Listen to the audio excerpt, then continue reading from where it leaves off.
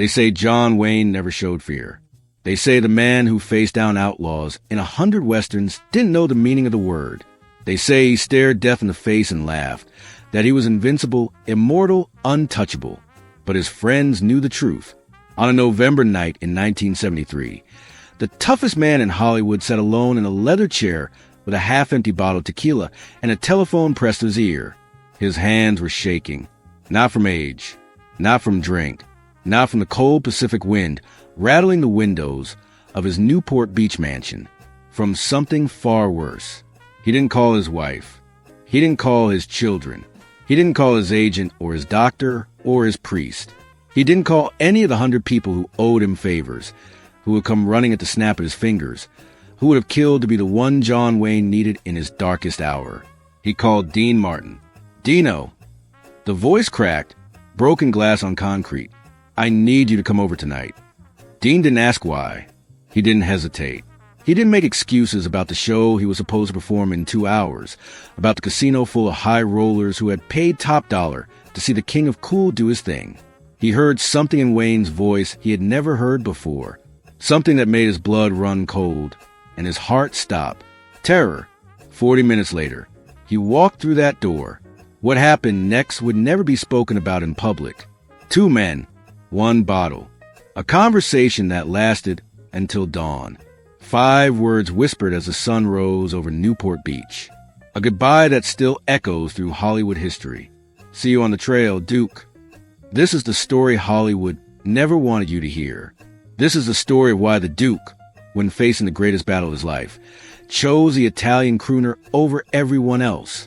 This is a story of a friendship that made no sense on paper, but made perfect sense in the only place that mattered, the heart. The unlikely beginning. Rio Bravo, 1959. To understand why John Wayne called Dean Martin that night, why he chose a smooth-talking nightclub singer over everyone else's life, you have to go back 14 years. Back to 1959. Back to a dusty film set in Tucson, Arizona. Back to a bottle of tequila shared between 2 men who had absolutely nothing in common. John Wayne was Hollywood royalty. The cowboy, the war hero, the symbol of American manhood carved in granite and celluloid. He had been the biggest star in the world for 2 decades. He didn't just make movies. He made myths.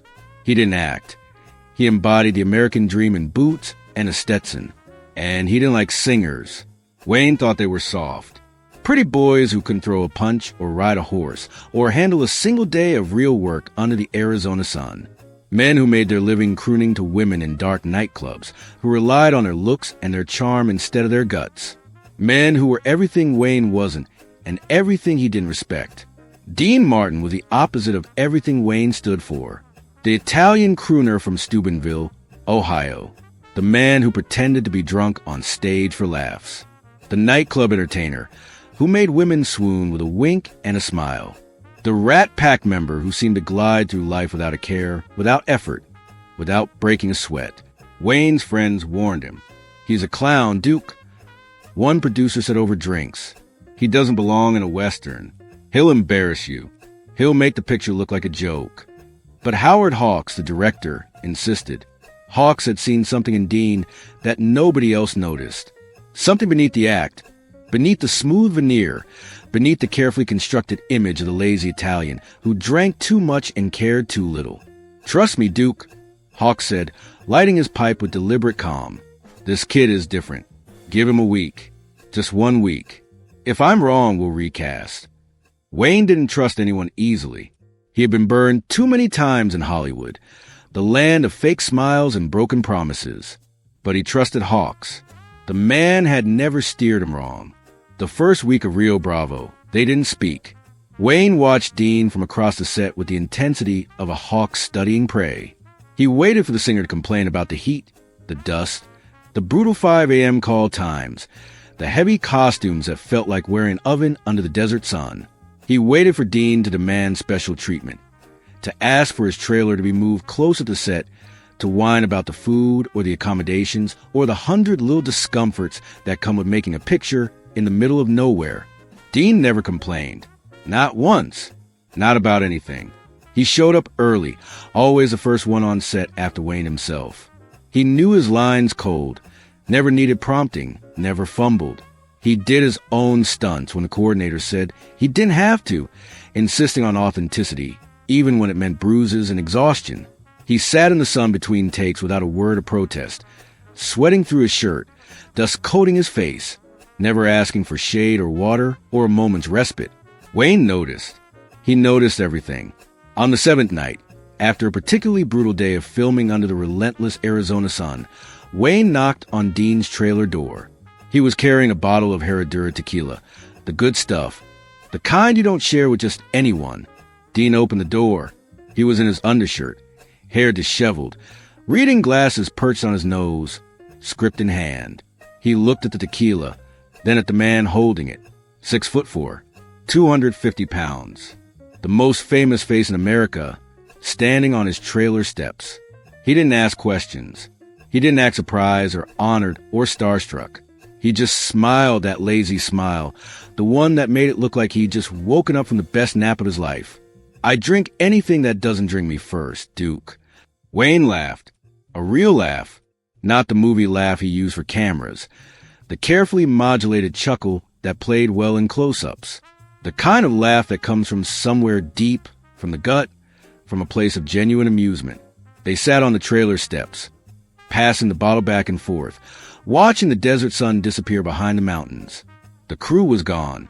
The set was silent. Just two men, a bottle, and the endless Arizona sky turning purple and orange and gold. They didn't talk about movies. They didn't talk about fame or money or box office numbers. They didn't discuss the gossip columns or the press junkets or the endless parade of Hollywood bullshit that consumed everyone's lives. They talked about fathers who worked too hard and died too young, about the fear of being forgotten, about what it meant to be a man in a world that wanted you to be a symbol instead of a person, an icon instead of a human being with doubts and fears and insecurities. Wayne talked about growing up poor in Iowa, about hauling ice and furniture, and anything else that would earn $1, about jobs that broke your back and your spirit before the movies came along and saved him, about the gnawing feeling that it could all disappear tomorrow, that he was just one bad picture away from being back on those streets, hauling ice again. Dean talked about Steubenville, about his father guy cutting hair 12 hours a day for pennies that barely kept food on the table, about working the steel mills before he turned 16, the heat and the danger and the bone-crushing exhaustion, about dealing blackjack in illegal backrooms where men got shot over $50, about boxing under the name Kid Crochet until his nose broke one too many times a count, until he realized he'd better find another way to make a living or end up brain damaged and broke. By the time the bottle was empty, something had changed. Some invisible wall had crumbled. Some unspoken understanding had formed in the space between them. "You're not what I expected, Dino," Wayne said, using the nickname for the first time. "Neither are you, Duke." They recognized something in each other that night. The same hunger that never goes away no matter how much money you make or how famous you become. The same mask you wear for the public. The carefully constructed persona that protects the real you from the wolves. The same scared kid hiding behind a legend, wondering when someone would figure out it was all an act, that you were just making it up as you went along. They became friends that night on those trailer steps. Real friends. The kind of friendship that doesn't need constant maintenance or regular check-ins. The kind that exists in silence, in shared understanding, in the knowledge that if you ever really needed something, the other person would be there. No questions, no hesitation, no conditions.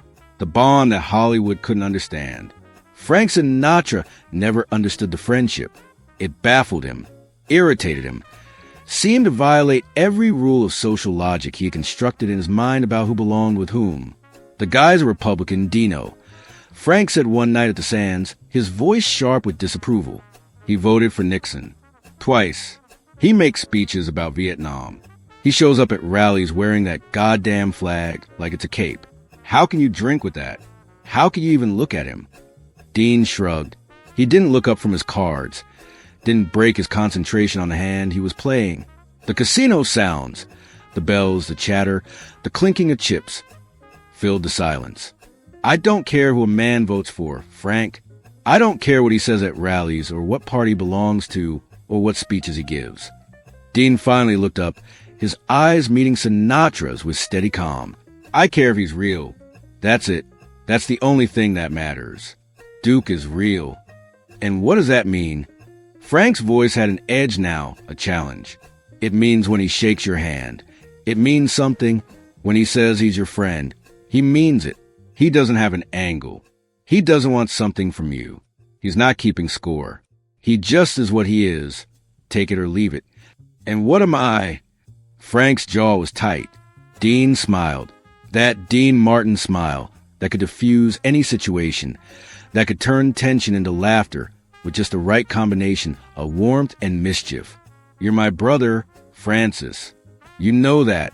You're family, and I'd do anything for you. He paused, letting the words settle. But you're full of shit sometimes. Duke never is. Frank didn't speak to Dean for a week after that. He sulked and complained to anyone who would listen about Dean's misplaced loyalty, about how the Duke was filling his friend's head with conservative nonsense. But Dean wasn't wrong. In Hollywood, where everyone was always performing, where every friendship was really a business arrangement dressed up in smiles and cocktails, where people kept track of favors like accountants, authenticity was rarer than gold. And John Wayne was pure gold. He didn't play games. He didn't manipulate. He didn't pretend to like you if he didn't. And he didn't hide it if he did. He was constitutionally incapable of being fake, of putting on an act in his personal life. On screen, sure, he was an actor and a damn good one. But off screen, what you saw was what you got. That's what Dean valued. That's what he respected. That's what made him drive through the desert at midnight years later, when the phone call came.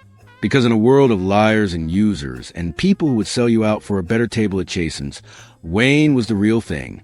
A genuine article. A man whose word meant something. Over the next 14 years, they built a friendship that existed mostly in silence. They didn't see each other constantly. They didn't talk on the phone every day. They lived different lives in different circles. Dean with the Rat Pack crowd, the late nights and the Vegas shows and the endless parties. Wayne with his Western buddies, the early mornings on horseback, and the quiet dinners in the conservative political circles. But when they did connect, it mattered. A round of golf where they barely talked, but both left feeling better. A dinner where they told the same stories they told 100 times before, because the stories weren't the point. The company was. A phone call at 3 a.m. when Wayne's marriage was falling apart, and he needed someone who wouldn't judge, who wouldn't tell anyone, who would just listen. Dean was that person. And Wayne, in his own way, was that person for Dean too. The call, November 1973. Dean was backstage at the Sands when the call came. He was in his dressing room, the small sanctuary where he prepared himself to become the Dean Martin everyone expected. The tuxedo was on. The hair was perfect. The drink was poured. Club soda with ice, never the bourbon everyone thought it was. His assistant, Mac, knocked with a face Dean had never seen on a young man before. White as paper, hands trembling, eyes wide with something that looked like fear. Mr. Martin, it's John Wayne. Mac's voice cracked. He says it's urgent. Dean didn't finish his drink. He didn't check his reflection in the mirror one last time. He didn't straighten his tie, or adjust his cufflinks, or do any of the small rituals he usually performed before picking up a phone. He just picked it up. Duke. Dino. The voice was different. Heavier, like a man carrying a weight he couldn't put down. Like a man who had just been punched in the gut and was trying to pretend it didn't hurt. I need you to come to Newport tonight. What's wrong? Silence. The kind of silence that says everything words can't. The kind that fills up all the space in your chest and makes it hard to breathe. I got news today, Dino. The kind of news a man shouldn't hear alone. The kind of news that... His voice trailed off. Dean's jaw tightened. He didn't ask questions. He didn't need details. He didn't press for information. He had heard that tone before, in hospitals, at funerals, in the voices of men who knew their time was running out, who had just been told something that changed everything. I'm on my way. Don't move. You hear me? Don't go anywhere. He hung up. Max stood frozen in the doorway, watching his boss move with a speed he had never witnessed in 3 years of service. Dean Martin was known for being relaxed, for never rushing, for treating every crisis like a minor inconvenience that would sort itself out if you just stayed cool enough. Not tonight. Cancel the second show, Dean said, grabbing his keys, his wallet, his cigarettes. Mr. Martin, the casino will... Sorry, kid. Dean stopped. He looked at Mac with eyes that had gone cold and hard and completely serious. I don't care what the casino will do. Tell them whatever you want. Tell them I'm sick. Tell them I died. I don't care. My friend needs me.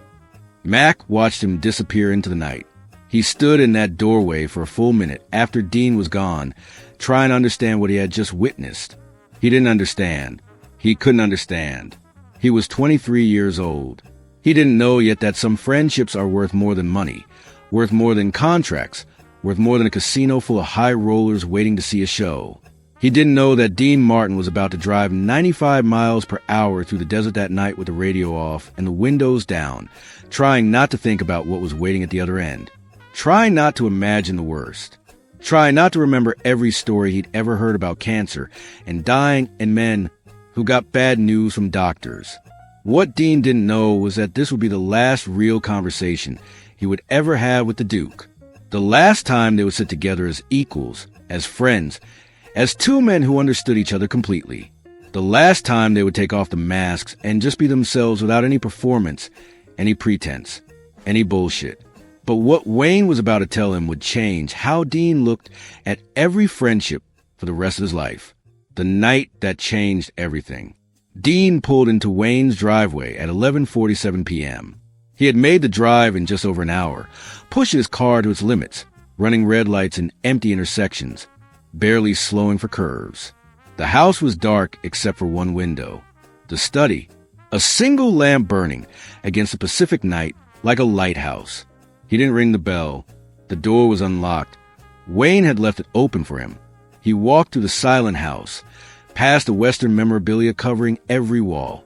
Movie posters from Stagecoach, The Searchers, Red River, rifles and saddles and spurs. Photos of 100 films that had defined American cinema for 3 generations. Past the awards and trophies that meant nothing anymore. The Oscar for True Grit, the Golden Globes, the plaques and certificates and commendations from every organization in America. The house felt like a museum, like something already dead, like a shrine to a life that was ending. Wayne was in the study. Leather chair, bottle of Herradura on the side table. The same brand from Arizona 15 years ago. Dean noticed that immediately. Noticed and understood. The Duke had remembered. Wayne looked smaller somehow. Not physically. The man was still 6'4", still built like a mountain, still possessed of that massive presence that could fill any room. But something in his eyes had dimmed. Something had gone out. The light that had burned for 70 years was flickering. You came, Wayne said. Not a question. A statement of fact tinged with relief and something else. Gratitude, maybe. Or just a simple acknowledgement that in his darkest hour, he had called the right person. Of course I came. Dean sat across from him. He didn't take off his jacket. You think I'd let you drink alone? Wayne smiled. A tired smile. The smile of a man who had been fighting all day and wasn't sure how much fight he had left. Everybody else, they don't know how to act around a dying man. Dino. He poured 2 glasses with hands that trembled slightly. They get soft. They get quiet. They look at you with those sad eyes, and you can tell they're already writing the eulogy in their heads. They start treating you like you're already gone, like you're already a ghost or just being polite to, "You're not dead yet, Duke." No. Wayne stared at his glass. But I'm on my way. Doctor said, so today. Said the cancer's back. Said it's in my stomach now. Said I've got maybe a year if I'm lucky. Maybe less. They drank in silence. The only sound was a grandfather clock ticking in the corner, counting down the seconds, measuring out what remained. Each tick a reminder that time was finite, that even legends die, that even John Wayne was just a man made of flesh and blood and fear. I'm not scared of dying, Dino. Wayne stared at his glass like it held answers he was searching for. I've been shot at, thrown from horses, damn near drowned making a picture once. I've had cancer cut out of me before. Death doesn't scare me. Never has. Then what does... Wayne looked up. His eyes were wet. John Wayne's eyes were wet. And Dean understood that he was seeing something no one else would ever see. Something the Duke would never show on camera or at parties, or even to his own family. The mask was off. The performance was over. Being forgotten, he said. He took a breath. A heavy, shuddering breath. I've made 150 movies, Dino. I've been the biggest star in Hollywood for 30 years. I've got my name on buildings and theaters. But what does it mean? When I'm gone, will anyone remember the real me? Or just the guy on the screen? The costume? The character? He set his glass down with a deliberate motion, like he was putting down more than just a glass of tequila, like he was putting down the weight of an entire life. I've spent my whole life pretending to be something I'm not. A tough guy, a hero, a man who doesn't feel pain or fear. And now I'm running out of time, and I don't even know who I really am anymore. I don't know what's me and what's the act. I don't know if there's any difference anymore. Dean didn't answer right away. He lit a cigarette, let the smoke curl up toward the ceiling, let the silence breathe. He knew that some moments require space, that jumping in with easy comfort would be an insult to the magnitude of what Wayne was saying. Duke, he finally said, leaning forward, elbows on his knees. I've known you 15 years. You know what I remember? Wayne waited. I don't remember the movies. I don't remember the Oscars or the box office records. I don't remember any of that Hollywood horseshit. Dean's voice was soft but firm. I remember sitting on those trailer steps in Arizona, sharing a bottle, talking about our fathers. I remember you cry behind the sound stage when we shot The Sons of Katie Elder, because that scene reminded you of your mother and you couldn't hold it together. Wayne's lip trembled. He didn't speak. He couldn't. I remember you calling me at 3 a.m. when your marriage was falling apart, when you didn't know what to do and you needed someone to listen. I remember you laughing so hard tequila came out your nose when I told you that story about Jerry Lewis and the monkey. I remember you being human. Duke, being real, being you. Dean stubbed out his cigarette. That's the real you. The man who cries and laughs and calls his friends at 3 a.m. The man who loves his kids and misses his mother and gets scared sometimes. And I'm not going to forget it. Not ever. I don't care if the whole world forgets tomorrow. I will remember until the day I die. And when I die, I'll make sure my kids remember. And they'll tell their kids. That's how it works. Silence. The clock ticked. The wind rattled the windows. The Pacific crashed against the shore somewhere in the darkness beyond the house. Wayne wiped his eyes with the back of his massive hand. He didn't apologize for crying. He didn't make excuses. He didn't try to explain it away. You're a good friend, Dino, he whispered. I learned from the best, Duke. The hours passed. The bottle emptied. The ashtray filled with cigarette butts. They talked about everything and nothing. About movies they wished they'd made and women they wished they'd married. About regrets and triumphs and all the strange turns life takes when you're not paying attention. They talked about their children and the weird guilt that comes with being successful, with giving your kids a life of privilege you never had, wondering if you've made them soft, if you've robbed them of the hunger that drove you. They talk about getting old, about how the body betrays you in 1,000 small ways, how stairs become mountains, how mornings bring pain instead of possibility, how you look in the mirror and see your father staring back at you. They talked about faith and doubt, about whether there's anything on the other side or just darkness. Wayne said he hoped there was something, because he liked to see his mother again, his father, all the friends who had gone ahead. Dean said he hoped there was nothing, because the idea of existing forever seemed exhausting. They didn't talk about death again. They didn't need to. They had said what needed to be said. The rest was just two old friends killing time until the sun came up, pretending that this night could last forever. That morning would never come. But morning always comes. The first light crept through the windows, orange and pink and gold spreading across the Pacific. The world waking up to a new day. Another day. One more than Wayne had expected to see when he picked up that phone. Dean knew it was time. He had a show that night, a life to get back to, responsibilities and obligations, and 1,000 people depending on him to show up and be Dean Martin. But he didn't want to leave. He wanted to sit in that chair and drink that tequila and talk to his friend until the next night fell, and the next dawn broke and time itself ran out. "Duke," he said, standing slowly. I know." Wayne stood too. His bones ached.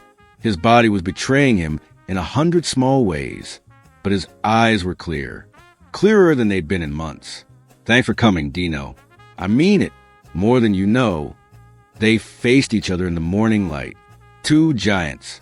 Two legends. Two friends who understood that this might be the last time. That every goodbye from here on out carried a weight it never had before. Dean pulled him into a hug. Not the Hollywood kind. Not the backslapping embrace of industry friends who are performing even when they think they're not. The real kind. The kind that says everything words can't. The kind that holds on a moment longer than necessary because you're not sure when you'll get another chance. When they pulled apart, both men had wet eyes. Neither mentioned it. Neither needed to. Dean walked to the door. His hand was on the knob, the cold metal against his palm, when Wayne spoke. "Hey, Dino." Dean turned. Wayne smiled.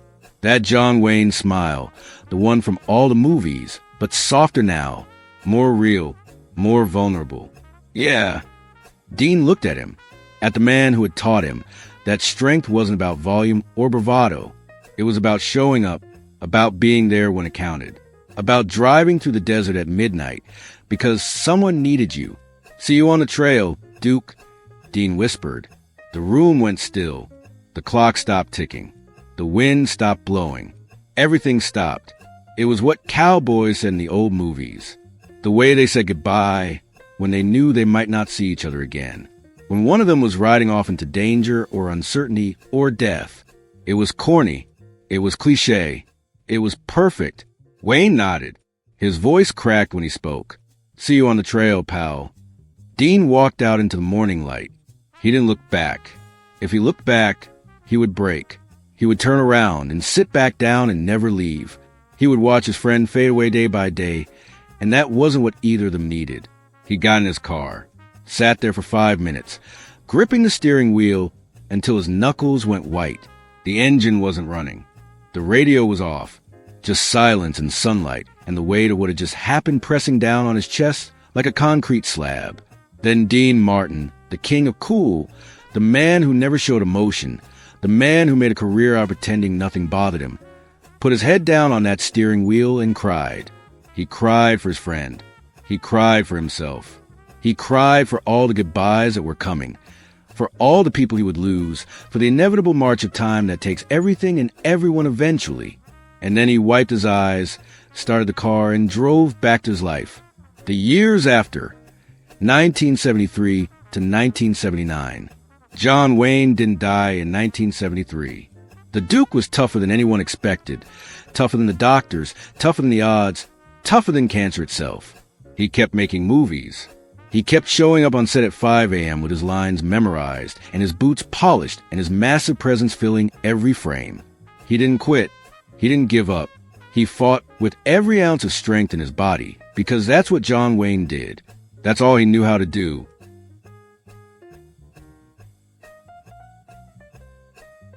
But Dean knew. Every phone call they shared, every visit to Newport Beach, he heard the clock ticking. He saw the weight his friend was carrying. He watched the strongest man he knew get a little weaker every year, a little more tired, a little more ready for the end. They didn't talk about that night. They didn't need to. Some conversations only happen once, and once is enough. The words had been said. The feelings had been expressed. Now it was just about being present for whatever time remained. Wayne made 4 more films after that night. Brannigan, Rooster Cogburn, The Shouldists, and that last one prophetic, a gunfighter dying of cancer, facing his end with dignity and courage, art imitating life in the cruelest way possible. He won his only Oscar for True Grit in 1970, before that November night. But the award meant less to him than the phone calls from Dean, less than the visits, less than the knowledge that he had at least one friend who saw him, really saw him, beyond the legend. Wayne kept fighting. He kept showing up because that's what John Wayne did. But in the quiet moments, when the cameras weren't rolling and the reporters weren't asking questions and the fans weren't clamoring for autographs, he would call Dean, not to talk about movies or politics or anything important, just to hear a friendly voice, just to know that someone was still there, still real, still giving a damn. You watching the game, Dino? Yeah, Duke. You? Yeah. Silence. The good kind. The kind between old friends who don't need words to communicate, who can sit on opposite ends of a phone line and just breathe together. Okay, talk soon. Talk soon, Duke. That was it. That was enough. On June 11, 1979, John Wayne lost his battle. He was 72 years old. The whole world mourned. Presidents gave speeches. Flags flew at half-staff. Every newspaper in America ran his picture on the front page. The man who had defined American masculinity for half a century was gone. Dean was in Vegas when he got the news. An assistant knocked on his dressing room door with that look on his face. That white, scared, I have terrible news look that Dean had seen before and would see again. He didn't finish his show that night. He couldn't. He went back to his hotel room alone. No entourage. No hangers-on. No friends or family or anyone who want to comfort him or be seen comforting him. He ordered a bottle of Herradura tequila. The same brand. The only brand that mattered. He didn't cry. He had done his crying 6 years ago in that car outside Wayne's house, gripping the steering wheel as the sun came up. He had done his crying when it mattered, when his friend could still feel the love, could still know that someone gave a damn. He just raised his glass to the empty room, to the memory, to the friend. See you on the trail, Duke. Then he drank alone until the sun came up, watching the Vegas lights through his window, thinking about trailer steps in Arizona, and midnight phone calls, and what it means to really know another person, the legacy, what they left behind. Years later, Patrick Wayne, the Duke's eldest son, was asked about Dean Martin in an interview. The reporter was doing one of those remember when pieces, trying to get some Hollywood gossip, some inside dirt on the legendary friendships of the Golden Age. They were an unlikely pair, Patrick said. He was in his 50s by then, his father's death long behind him but never forgotten. My father was this big, loud cowboy, Republican, conservative, very much about duty and honor and country. Dean was this smooth Italian crooner from the Rat Pack. On paper, it shouldn't have worked. It didn't make any sense. He paused. His eyes went distant, seeing something the rest of the world couldn't see, remembering something private and precious. But they understood each other. They both knew what it was like to wear a mask for a living, to be a symbol instead of a person, to have the whole world think they knew you when they didn't know you at all. And when they were together, they could take the masks off. They could just be two guys from nowhere who got lucky. Patrick's voice caught. Even years later, the emotion was still there, still raw. After that night in 1973, after Dean drove all the way from Vegas in the middle of his show, my father changed. He stopped worrying so much about his legacy, about how he'd be remembered. He started saying, "I love you" more. He started hugging us kids. He let us see him cry. He let us see him be scared. He wiped his eyes. I think Dean gave him permission to be human. And that was the greatest gift anyone ever gave my father. Those last 6 years, he was more present, more real, more himself than he'd been in decades. And it was because of that night, because of that friendship, because Dean showed up when it mattered. The bottle, December 1995. When Dean Martin died on Christmas Day 1995, his children found something in his private study, hidden away in a cabinet behind the gold records and the photographs and all the memorabilia from a legendary career, behind the awards and the magazine covers and the evidence of a life lived in the spotlight. An empty bottle of Herradura tequila. Old. Dusty. The label faded almost to nothing. You could barely make out the brand name anymore. It looked like something that should have been thrown away decades ago. Taped to the bottle was a note in Dean's handwriting. 2 lines. Faded ink on yellowed paper. Rio Bravo, 1959. First drink with Duke. Keep this forever. 36 years he had kept that bottle. Through 3 marriages and 2 divorces. through the death of his son Dean Paul in that plane crash in 1987, the tragedy that broke his heart and stole his will to live, through the end of his career and the long, lonely years that followed. Through everything, he kept that bottle. He had lost almost everything that mattered to him. His son, his wives, his relevance, his audiences, his health, his will to keep going. But he kept that bottle, an empty bottle, a memory, a friendship that didn't need an audience or cameras or magazine covers. A friendship that existed in those quiet spaces between performances, in the real moments when two men could just be themselves without any bullshit or pretense or Hollywood fakery. Dean's daughter Deanna held that bottle in her hands, reading the note through tears. She hadn't known it existed. None of them had. It was his private treasure, his secret memorial to the friendship that had meant more to him than all the fame and fortune and applause put together. He never talked about that night, she said later. The night he drove from Vegas. We knew he'd gone, knew he'd canceled his show, but we didn't know why. Dad never explained. He just said Duke needed him, and that was enough. She set the bottle down gently, like it was made of glass instead of thick tequila bottle material. When I found this, I understood. I understood what that friendship meant to him. I understood why he kept this all those years. Because that night in Tucson, sitting on those trailer steps, sharing that first bottle, that was when he found something he'd been looking for his whole life. Someone real.